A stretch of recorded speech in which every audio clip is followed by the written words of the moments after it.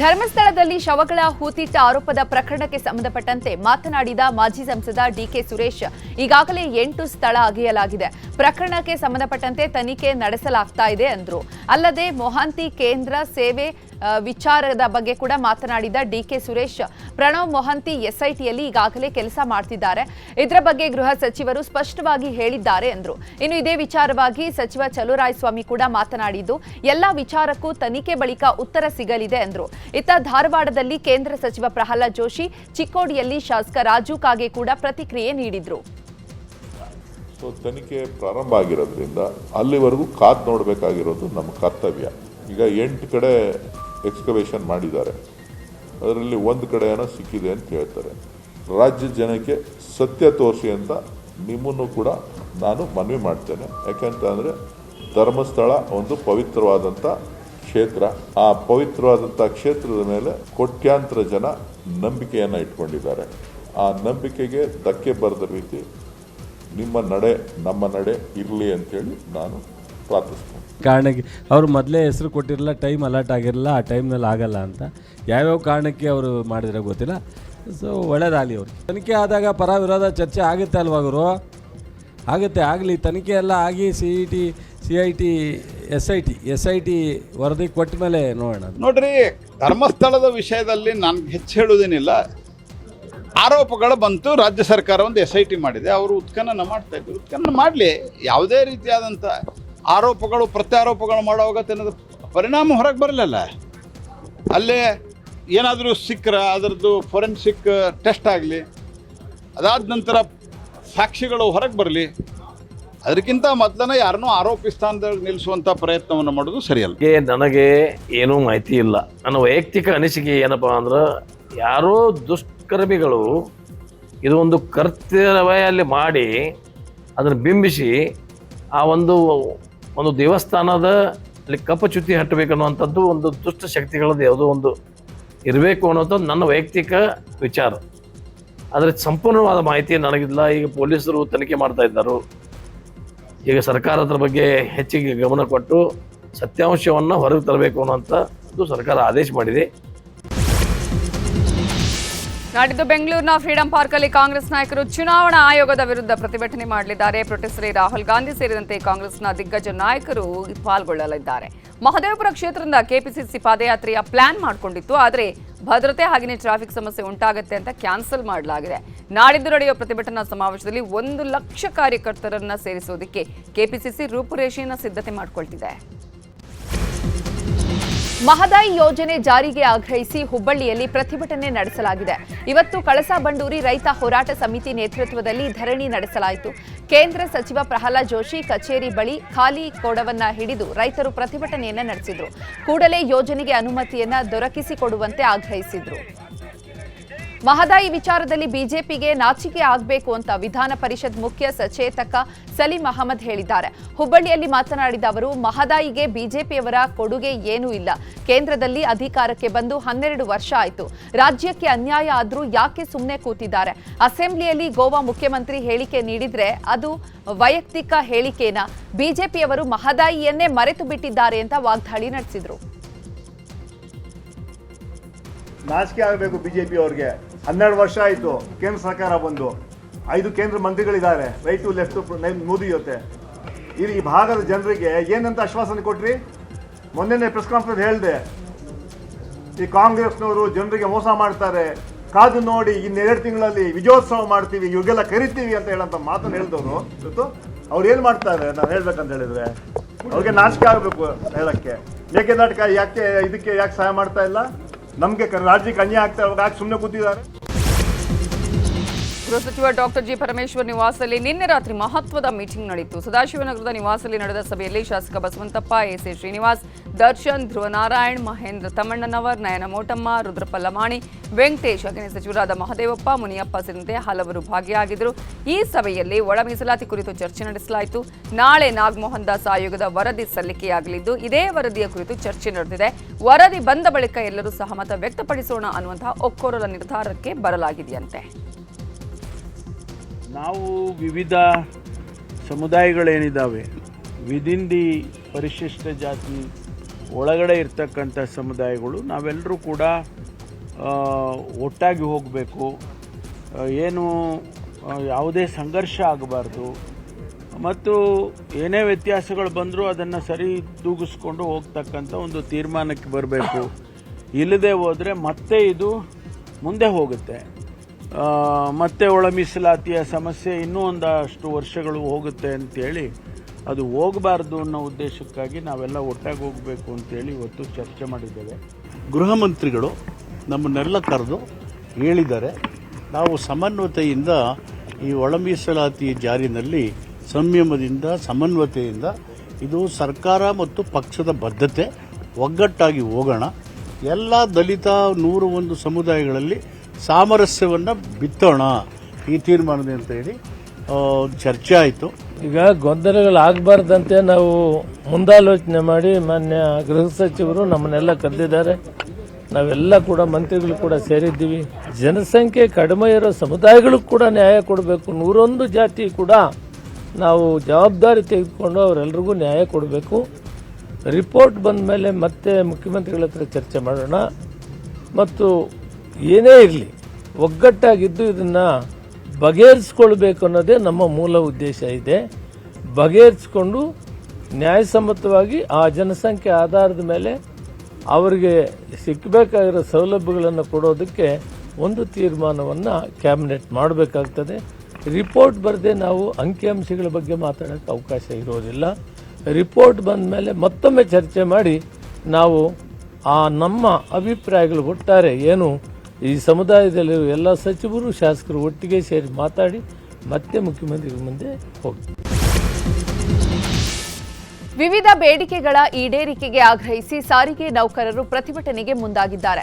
ಇನ್ನು ಇದೇ ವಿಚಾರವಾಗಿ ಕೆಎಸ್ಆರ್ಟಿಸಿ ನಿಗಮದ ಅಧ್ಯಕ್ಷ ಶ್ರೀನಿವಾಸ್, ನಾವು ನೌಕರರ ಬೇಡಿಕೆಗಳನ್ನು ಬಗೆಹರಿಸುವಂತಹ ಕೆಲಸವನ್ನ ಮಾಡಬೇಕಾಗಿದೆ. ಬಾಕಿ ಇರೋ ವೇತನವನ್ನ ನಾವು ಪಾವತಿ ಮಾಡಬೇಕಿದೆ. ನೌಕರರು ನಮ್ಮ ನಿಗಮದ ಪರಿಸ್ಥಿತಿಯನ್ನು ಅರ್ಥ ಮಾಡಿಕೊಳ್ಳಬೇಕು. ನಿಗಮದ ಮೇಲೆ ಕೆಲವು ಆರ್ಥಿಕ ಒತ್ತಡ ಬೀಳ್ತಾ ಇದೆ ಅನ್ನೋದನ್ನ ನೌಕರರಿಗೆ ಮನವರಿಕೆ ಮಾಡಿಕೊಡುವಂತಹ ಕೆಲಸವನ್ನ ಮಾಡ್ತೀವಿ ಅಂತ ಹೇಳಿದ್ರು. ತೀರ್ಮಾನ ನೋಟಿಸ್ ಕೊಟ್ಟಿದ್ದಾರೆ ನಮಗೂ, ಮುಖ್ಯಮಂತ್ರಿ ಗಮನಕ್ಕೆ ತಂದಿದ್ದೀವಿ. ಮುಖ್ಯಮಂತ್ರಿಗಳೇ ಇದನ್ನು ಬಗೆಹರಿಸ್ತಕ್ಕಂಥ ಕೆಲಸ ಮಾಡಬೇಕಾಗುತ್ತೆ. ಯಾಕೆಂದರೆ ನಾವು ಸರ್ಕಾರದಿಂದಲೇ ಕೊಡಬೇಕಾಗುತ್ತೆ. ಸರ್ಕಾರ ಅವ್ರು ಏನೇನು ಅರಿಯಸ್ ಬೇಡಿಕೆಗಳು ಇಟ್ಟಿದ್ದಾರೋ ಅದನ್ನು ಸರ್ಕಾರ ಕೊಡಬೇಕಾಗುತ್ತೆ. ಹಿಂದಿನ ಸರ್ಕಾರ ಮಾಡಿದಂಥ ತೀರ್ಮಾನಗಳು ನಮ್ಮ ಸರ್ಕಾರದಲ್ಲಿ ಆಗಿದ್ದಂಥದ್ದಲ್ಲ. ಹಿಂದೆ ಅವರು ಸ್ಟ್ರೈಕ್ ಮಾಡಿದಂಥ ಸಂದರ್ಭದಲ್ಲಿ ಬೊಮ್ಮಾಯಿಯವರು 14%, 15% ಜಾಸ್ತಿ ಮಾಡಿ ಕೊಟ್ಟಿದ್ರು. ಅದು 1800 ಕೋಟಿ ರೂಪಾಯಿ ನಾವು ಅರಿಯರ್ಸ್ ಕೊಡಬೇಕು. ಅದೊಂದೇ ಪೆಂಡಿಂಗ್ ಇರ್ತಕ್ಕಂಥದ್ದು ನಮ್ಮಲ್ಲಿ. ಈಗ ನಾವು ಅವರ ಅವತ್ತಾಗಿರ್ತಕ್ಕಂಥ ಕಂಡೀಷನ್ ಪ್ರಕಾರ ನಾವು 2024ಕ್ಕೆ ಪುನಃ ಅವರ ಸ್ಯಾಲ್ರಿಯನ್ನು ಮರುಪರಿಶೀಲನೆ ಮಾಡಬೇಕಾಯಿತು.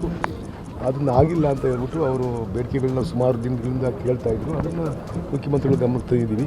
ಯಾರಿಗೂ ಏನು ಬೆದರಿಕೆ ಹಾಕಿಲ್ಲ ಇದುವರೆಗೂ. ಅವರು ಕೂಡ ನಮ್ಮ ನಿಗಮದ ಪರಿಸ್ಥಿತಿಯನ್ನು ಅರ್ಥ ಮಾಡ್ಕೊಬೇಕು.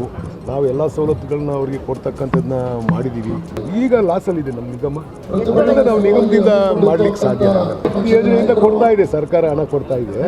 ಶಕ್ತಿ ಯೋಜನೆ ಬಂದಿದ್ದರಿಂದ ಒಂದು ಸ್ವಲ್ಪ ನಿಗಮ ಉಸಿರಾಡೋದು. ಈಗ ಹಾಲಿನ ಗುಣಮಟ್ಟ ಪರೀಕ್ಷೆಗೆ ಆಹಾರ ಸುರಕ್ಷತಾ ಇಲಾಖೆ ಮುಂದಾಗಿದೆ. ರಾಜ್ಯದಾದ್ಯಂತ ಸರ್ಕಾರಿ ಹಾಗೂ ಖಾಸಗಿಯ ಒಟ್ಟು 870 ಹಾಲಿನ ಸ್ಯಾಂಪಲ್ಸ್ ಅನ್ನ ಪಡೆದಿದ್ದಾರೆ. ಈ ಮಾದರಿಯನ್ನ ಕೆಎಂಎಫ್ ಹಾಗೂ ಆಹಾರ ಸುರಕ್ಷತಾ ಪ್ರಯೋಗಾಲಯಕ್ಕೆ ಕಳುಹಿಸಲಾಗಿದೆ. ಶೀಘ್ರದಲ್ಲೇ ವರದಿ ಬರುವ ಸಾಧ್ಯತೆ ಇದೆ. ಜಮೀನು ವಿವಾದ ಹಿನ್ನೆಲೆ ಅಣ್ಣ ತಮ್ಮಂದಿರು ಹೊಡೆದಾಡಿಕೊಂಡಿರುವ ಘಟನೆ ಬೆಂಗಳೂರು ದಕ್ಷಿಣ ಜಿಲ್ಲೆಯ ಮಾಗಡಿ ತಾಲೂಕಿನ ಕಾಳಾರಿ ಗ್ರಾಮದಲ್ಲಿ ನಡೆದಿದೆ. ಗ್ರಾಮದ ಸರ್ವೆ ನಂಬರ್ 71ರ ಜಮೀನು ವಿಚಾರವಾಗಿ ಅಣ್ಣ ತಮ್ಮಂದಿರು ಹೊಡೆದಾಡಿಕೊಂಡಿದ್ದಾರೆ. ಜಮೀನಿನಲ್ಲಿದ್ದ ಶೆಡ್ ಅನ್ನ ಬೀಳಿಸಿ ನಾಗರತ್ನ ಅನ್ನುವರ ಮೇಲೆ ಹಲ್ಲೆ ಮಾಡಲಾಗಿದೆ. ಘಟನೆಗೆ ಸಂಬಂಧಪಟ್ಟ ಹಾಗೆ ಮಾಗಡಿ ಪೊಲೀಸ್ ಠಾಣೆಯಲ್ಲಿ ಪ್ರಕರಣ ದಾಖಲಾಗಿದೆ.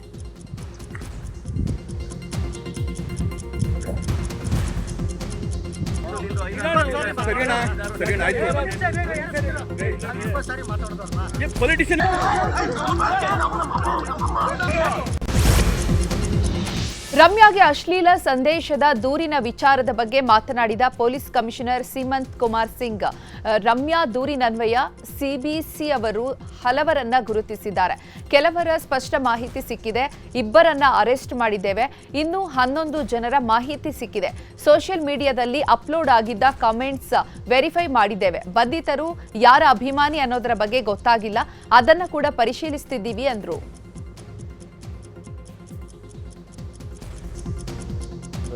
ಆ ಪರ್ಟಿಕ್ಯುಲರ್ ಪ್ರಕರಣದಲ್ಲಿ ನಮ್ಮ CCB ಅವರು ಒಳ್ಳೆ ಕೆಲಸ ಮಾಡಿ ಅವರು ಸುಮಾರು ಜನಕ್ಕೆ ಐಡೆಂಟಿಫೈ ಮಾಡಿದ್ದಾರೆ, ಯಾರ್ಯಾರು ಇದು ಮಾಡಿದರು ಐಡೆಂಟಿಫೈ ಮಾಡಿ ಸ್ಪಷ್ಟವಾಗಿ ಕೆಲವ್ರದ್ದು ಮಾಹಿತಿ ಸಿಕ್ಕಿದೆ.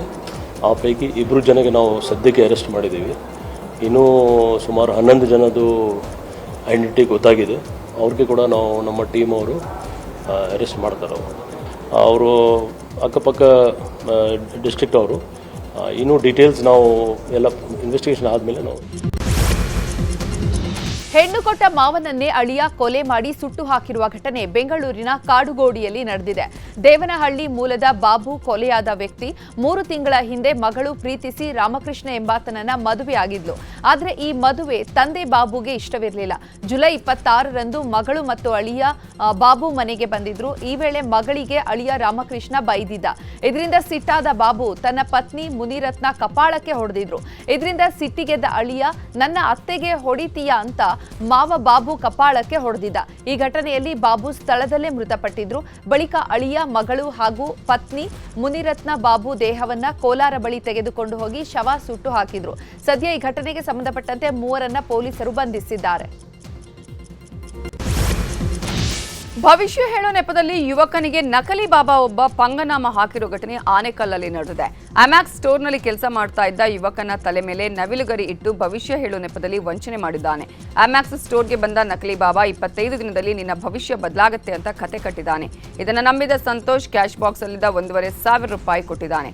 ಬಳಿಕ ಮಂತ್ರ ಮಾಡಿ ಕೊಡೋದಾಗಿ ಸಂತೋಷ್ ಕೈಯಲ್ಲಿದ್ದ ವಾಚ್ ಅನ್ನು ಸಹ ಈ ನಕಲಿ ಬಾಬಾ ಬಿಚ್ಚಿಸಿಕೊಂಡು ಅಲ್ಲಿಂದ ಎಸ್ಕೇಪ್ ಆಗಿದ್ದಾನೆ. 2 ರೂಪಾಯಿ ಕೊಟ್ಟ ತಕ್ಷಣ ಅವ್ರೇನು ಮಾಡಿದ್ರು, ಕೈನ ಹಿಂಗೆ ಕ್ಲೋಸ್ ಮಾಡಿ ಹಿಂಗೆ ಓಪನ್ ಮಾಡಿದ ತಕ್ಷಣ ಅದು ರುದ್ರಾಕ್ಷಿ ಥರ ಆಗಿ ನನ್ನ ಕೈ ಕೊಟ್ಟರು. 10 ರೂಪಾಯಿ ಕೊಟ್ಟರೆ ಅವ್ರು ತೊಗೊಂಡಿಲ್ಲ. 100 ರೂಪಾಯಿ ಕೊಟ್ಟಿದ್ದೀವಿ. 100 ರೂಪಾಯಿ ಕೊಟ್ಟ ತಕ್ಷಣ ಅದು ಏನಪ್ಪ ಸಾಯಿಬಾಬಾ ವಿಗ್ರಹ ಮಾಡಿ ಕೊಟ್ಬಿಟ್ರು. ವಾಚ್ ನಾನೇ ತೆಗೆದು ಅವ್ರ ಕೈ ಕೊಟ್ಟಿದ್ದೀನಿ, ಮತ್ತೆ ಅವ್ರ ಕೈಗೆ ಹಾಕಿದ್ದೀನಿ. ಆ ಟೈಮಲ್ಲಿ ಅದು 1000 ರೂಪಾಯಿನ ತೊಗೊಂಡು ಅವರು ಲಕ್ಷ್ಮೀ ವಿಗ್ರಹ ಮಾಡಿ ಕೊಟ್ಟರು. ಮತ್ತೆ ಅವ್ರೇನು ಮಾಡ್ದ, ನಾನು ಇಲ್ಲ ಅಂದಾಗ ಮತ್ತೆ ನವಿಲುಗೆರೆ ಇಟ್ಟು ಮತ್ತೆ ಆ ಸೈಡಿಂದ ಬಂದು ನನಗೆ ಈ ಥರ ಮುಟ್ಟಿ ಆಮೇಲೆ ನಾನು ಮತ್ತೆ 500 ರೂಪಾಯಿ ಕೊಟ್ಟಿದ್ದೀನಿ. ಅವ್ರು ಆ ಥರ ಮಾಡಿದ ತಕ್ಷಣ 500 ರೂಪಾಯಿ ಕೊಟ್ಟು ಆಮೇಲೆ ಅಷ್ಟೆಲ್ಲ ಮುಗಿದ್ಮೇಲೆ ವಾಪಸ್ ಹೋಗಿ. ಕೋಲಾರ ತಾಲೂಕಿನ ಶೆಟ್ಟಿಮಾದಮಂಗಲ ಮದನಹಳ್ಳಿ ರಸ್ತೆ ಮಧ್ಯೆ ಕಿಡಿಗೇಡಿಗಳು ವಾಮಾಚಾರ ಮಾಡಿದ್ದಾರೆ. ನಾಗರಾಜ್ ಎನ್ನುವವರ ಜಮೀನಿನ ಪಕ್ಕದ ಹೊಂಗೆ ಮರದಲ್ಲಿ ಕಪ್ಪು ಬಣ್ಣದ ಕೋಳಿಯ ಮೇಲೆ ವಾಮಾಚಾರದ ವಸ್ತುಗಳನ್ನು ಇಟ್ಟು ಕೋಳಿ ಸಮೇತ ಮರಕ್ಕೆ ಕಟ್ಟಿದ್ದಾರೆ. ಇದನ್ನು ನೋಡಿದ ಗ್ರಾಮಸ್ಥರು ಮರದಲ್ಲಿನ ಕೋಳಿ ಹಾಗೂ ವಾಮಾಚಾರದ ವಸ್ತುಗಳನ್ನು ಕೆಳಗಿಳಿಸಿದ್ದಾರೆ. ವಾಮಾಚಾರಕ್ಕೆ ಬಳಸುವಂಥ ವಸ್ತುಗಳು ಕರಿ ಕೋಳಿ, ತೆಂಗಿನಕಾಯಿ, ಮೊಟ್ಟೆ, ಇನ್ನೂ ಇತರೆ ವಾಮಾಚಾರಕ್ಕೆ ಬಳಸುವಂಥ ವಸ್ತುಗಳೆಲ್ಲ ಬಳಸಿ ಅದರಲ್ಲಿ ತಾಮ್ರದ ತಗಡನ್ನು ಬಳಸಿ ತಾಮ್ರದ ತಗಡಲ್ಲಿ ಕೆಲವು ಹೆಸರುಗಳನ್ನು ನಮೂದಿಸ್ತಿರ್ತಾರೆ. ಅದನ್ನು ಮಾಡಿರೋದ್ರಿಂದ ಇಲ್ಲಿ ಓಡಾಡೋಂಥ ಈ ಸಾರ್ವಜನಿಕರು ತುಂಬ ಆತಂಕ ಪಡ್ತಾ ಇದ್ದಾರೆ. ಸಾರ್ವಜನಿಕರಲ್ಲಿ ತುಂಬ ಭಯ ಹುಟ್ಟಿಸ್ತಾ ಇದೆ. ಬೆಳಗಾವಿಯಲ್ಲಿ ವಿಷ ನೀರು ಸೇವಿಸಿ 11 ಮಕ್ಕಳು ಅಸ್ವಸ್ಥಗೊಂಡಿದ್ದ ಪ್ರಕರಣಕ್ಕೆ ಇದೀಗ ಟ್ವಿಸ್ಟ್ ಸಿಕ್ಕಿದೆ. ಸವದತ್ತಿ ತಾಲೂಕಿನ ಹೂಲಿಕಟ್ಟಿ ಗ್ರಾಮದಲ್ಲಿ ಕೆಲ ದಿನಗಳ ಹಿಂದೆ ಈ ಘಟನೆ ನಡೆದಿತ್ತು. ಮುಸ್ಲಿಂ ಸಮುದಾಯದ ಮುಖ್ಯ ಶಿಕ್ಷಕನನ್ನ ಶಾಲೆಯಿಂದ ಓಡಿಸೋದಕ್ಕೆ ಕಿಡಿಗೇಡಿಗಳು ಈ ಕೃತ್ಯ ನಡೆಸಿರುವುದು ಬೆಳಕಿಗೆ ಬಂದಿದೆ. ಪ್ರಕರಣ ಸಂಬಂಧ 3 ಯುವಕರನ್ನ ಪೊಲೀಸರು ಅರೆಸ್ಟ್ ಮಾಡಿದ್ದಾರೆ. ಈ ಬಗ್ಗೆ SP ಭೀಮಾಶಂಕರ್ ಗುಳೇದ್ ಮಾಹಿತಿ ಕೊಟ್ಟಿದ್ದಾರೆ. ಮುಖ್ಯೋಪಾಧ್ಯಾಯರಾಗಿರ್ತಕ್ಕಂಥ ಸುಲೇಮಾನ್ ಗೋರಿ ನಾಯಕ್ ಅವರು ಕೊಟ್ಟಿರ್ತಕ್ಕಂಥ ಕಂಪ್ಲೇಂಟ್ನ ಆಧಾರದ ಮೇಲೆ ಒಂದು ಕೊಲೆಯ ಯತ್ನದ ಕೇಸು, ಕಲ್ಪೇಬಲ್ ಹೋಮಿಸೈಡ್ ಕೇಸನ್ನು ನಮ್ಮ ಠಾಣಾಧಿಕಾರಿಗಳು ರಿಜಿಸ್ಟರ್ ಮಾಡ್ತಾರೆ. ಈ ಪ್ರಕರಣದಲ್ಲಿ ಈಗಾಗಲೇ ನಾವು 3 ಜನ ಆರೋಪಿಗಳನ್ನ ಬಂಧಿಸಿದ್ದೀವಿ. ದುರದೃಷ್ಟಕರ ಸಂಗತಿ, ಬೆಂಗಳೂರಿನ ಪೆರಿಯಾರ್ ನಗರದ ಸ್ಕಾರ್ಫ್ ಗೋಡೌನ್ ಧಗಧಗನೆ ಹೊತ್ತಿ ಉರಿದಿದೆ. ಅಗ್ನಿ ಕೆನ್ನಾಲಿಗೆಗೆ ಗೋಡೌನ್ನಲ್ಲಿದ್ದ ಸಾವಿರಾರು ರೂಪಾಯಿ ಮೌಲ್ಯದ ಸ್ಕ್ರಾಪ್ ಐಟಂಗಳು ಸುಟ್ಟು ಭಸ್ಮವಾಗಿದೆ. ಸ್ಥಳಕ್ಕೆ ಬಂದ ಅಗ್ನಿಶಾಮಕ ಸಿಬ್ಬಂದಿ ಬೆಂಕಿ ನಂದಿಸಿದ್ದು, ಅದೃಷ್ಟವಶಾತ್ ಯಾವುದೇ ಸಾವು ನೋವು ಸಂಭವಿಸಿಲ್ಲ.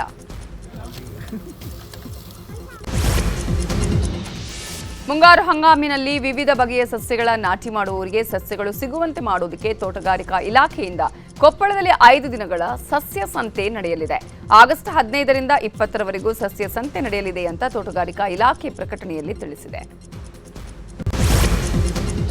ಕಾನೂನು ಸಚಿವ ಎಚ್.ಕೆ. ಪಾಟೀಲ್ ವಿರುದ್ಧ ಗದಗದ ಹೊಂಬಳ ಗ್ರಾಮದ ಅನ್ನದಾತರು ಆಕ್ರೋಶ ಹೊರಹಾಕಿದ್ದಾರೆ. ಹೊಂಬಳ ಗ್ರಾಮದಲ್ಲಿ ಆಗಬೇಕಿದ್ದ ಕೃಷಿ ತರಬೇತಿ ಕೇಂದ್ರವನ್ನ ಸಚಿವ ಎಚ್.ಕೆ. ಪಾಟೀಲ್ ತಮ್ಮೂರಾದ ಹುಲಕೋಟಿಯಲ್ಲಿ ಸ್ಥಳಾಂತರಿಸುವಂತೆ ಪತ್ರ ಬರೆದಿದ್ದಾರಂತೆ. ಹೀಗಾಗಿ ಹೊಂಬಳ ಗ್ರಾಮದ ರೈತರು ರೊಚ್ಚಿಗೆದ್ದಿದ್ದು, ಯಾವುದೇ ಕಾರಣಕ್ಕೂ ನಾವು ಬಿಟ್ಟುಕೊಡೋದಿಲ್ಲ, ನಮ್ಮೂರಿನಲ್ಲಿ ಕೃಷಿ ತರಬೇತಿ ಕೇಂದ್ರ ಆಗಬೇಕು ಅಂತ ಒತ್ತಾಯಿಸಿದ್ದಾರೆ.